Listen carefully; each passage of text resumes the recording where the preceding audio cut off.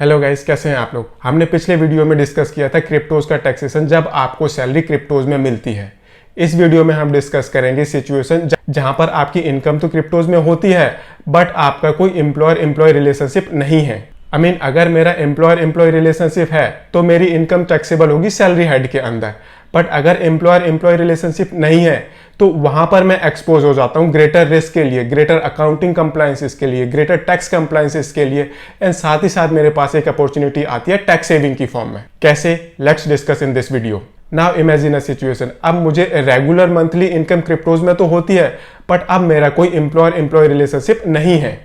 And जैसे ही मेरा employer employ relationship हटा, अब बन गया मैं एक कंसल्टेंट, एक प्रोफेशनल जो अपनी सर्विसेज तो प्रोवाइड करता है बट उसके बदले में उसको क्रिप्टोज की फॉर्म में कंसिडरेशन मिलती है। अब वो मेरी प्रोफेशनल इनकम होगी, वो मेरी बिजनेस इनकम होगी। अब जैसे ही ये मेरी प्रोफेशनल या बिजनेस इनकम बनी तो अब मुझे उसकी अकाउंटिंग करनी पड़ेगी, उसके टैक्सेशन देखने पड़ेंगे, उसकी अदर कंप्लायंसेस करनी पड़ेंगी। एंड साथ ही साथ अब मेरे पास एक अपॉर्चुनिटी होगी टैक्स सेविंग की फॉर्म में, बिकॉज जो भी मेरी क्रिप्टोज इनकम है उसके अगेंस्ट अब मैं अपने खर्चे क्लेम कर सकता हूं। बेसिकली जो मेरा इनफ्लो होगा एंड जो आउटफ्लो होगा उसका बीच का डिफरेंस वो मेरी एक टैक्सेबल इनकम होगी। बट उसके लिए मुझे अकाउंटिंग करनी पड़ेगी, उसके लिए मुझे टैक्सेशन रिलेटेड कंप्लायंसेस करनी पड़ेगी।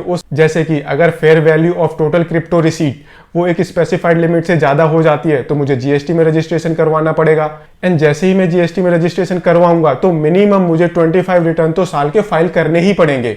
एंड साथ ही साथ मुझे एक इनकम टैक्स रिटर्न फाइल करना पड़ेगा। एंड अगेन मेरी क्रिप्टोज की फेयर वैल्यू स्पेसिफाइड लिमिट से ज्यादा है तो हो सकता है मुझे टैक्स ऑडिट भी करवाना पड़े। मंथली मुझे इनवॉइसेस रेज करने पड़ेंगे, जब मैं क्रिप्टोज को सेल करूंगा तब भी मुझे इनवॉइसेस रेज करने पड़ेंगे।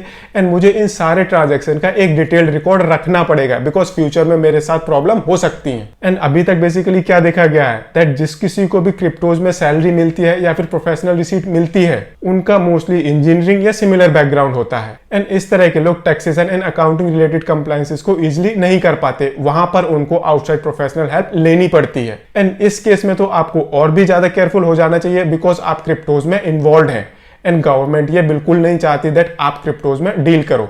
एंड यही रीजन है दैट गवर्नमेंट ने क्रिप्टोज के ऊपर मैक्सिमम टैक्स इंट्रोड्यूस किया है। सो माइंडेड, अगर आप प्रोफेशनल हैं एंड क्रिप्टोज में आपकी इनकम होती है तो आपको एक्स्ट्रा केयरफुल रहना पड़ेगा, आपको आउटसाइड प्रोफेशनल हेल्प लेनी पड़ेगी। एंड अगर आपको क्रिप्टोज के टैक्सेशन से रिलेटेड डिटेल में वीडियो देखना है तो आप ये वाला वीडियो जरूर देखें। अगर आपको ये वीडियो पसंद आया हो तो इसे लाइक शेयर जरूर करें, चैनल को सब्सक्राइब करें। Thank you.